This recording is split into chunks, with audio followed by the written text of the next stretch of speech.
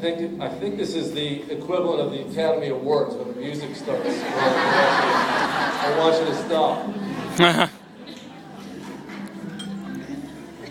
Can you guys hear me okay?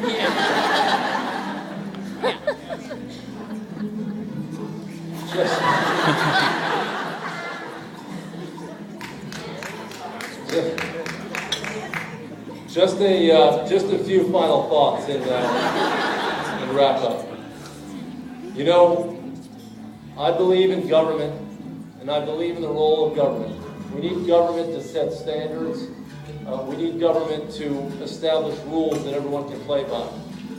But when government becomes an agent of these industrial special interests, then it becomes a problem. And whether it's the ranchers dictating what's going on with the wild horses, or the puppy mill industry and the USDA not taking action on that front, or whether it's factory farming and all the subsidies that are going to the industrial agriculture sector, you know there's a problem.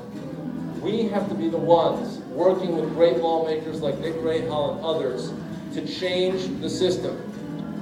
We've not inherited a perfect system. We have to work very, very diligently to do our best to reform these systems. And, you know, I'm also struck by the uneconomical nature of all of these industries. You know, with Nigel, we've been working with him and my colleagues on the Canadian seal hunt issue. The landed value of the seal products, this is the government of Canada I'm talking about now, is $1 million. $1 million, yet they spend millions and millions of tax dollars to make it all happen. It makes no economic sense, yet these industries tell us that they're the ones who know about economic sense and profitability. We really need a new, humane economy. An economy that values seeing animals in the wild and appreciating them, whether it's whale watching or seal watching or all of the other wildlife watching that occurs. We need a new, humane, and sustainable agriculture system. We need all sorts of industries that value life and appreciate animals and respect other creatures. You know,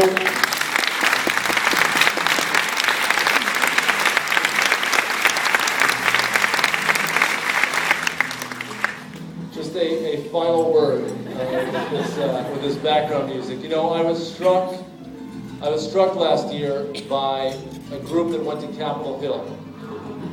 They went, a small group of 9 individuals, to lobby for sharks and against shark finning. And they were led by a guy named Chuck Anderson. And Chuck Anderson was from Alabama, and he'd been swimming in the Gulf of Mexico. And a shark attacked him. And the first attack of the shark resulted in the loss of 4 fingers. A second run at him by the shark, he was able to parry.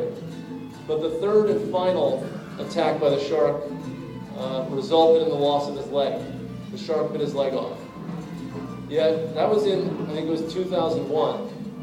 And in 2009, Chuck and 8 other victims of shark attacks went up to Capitol Hill and advocated for an end to shark finning.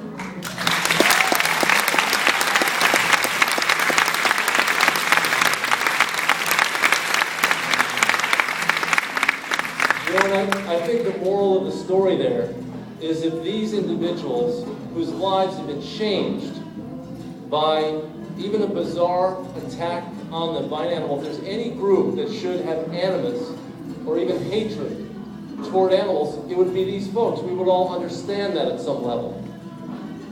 But being good to animals and being decent to animals is so easy for us. Making the right food choices, making the right choices in the marketplace, being good to our pets, electing the right lawmakers to Congress who are sensitive to these issues. Being decent and good should not be that difficult. We are a country built on innovation and ingenuity. We can solve all of these issues. There is no reason to round up and eliminate these horses. And there's no reason to have factory farming. And there's no reason to have these animal tests. We can figure out a new pathway for all of these issues.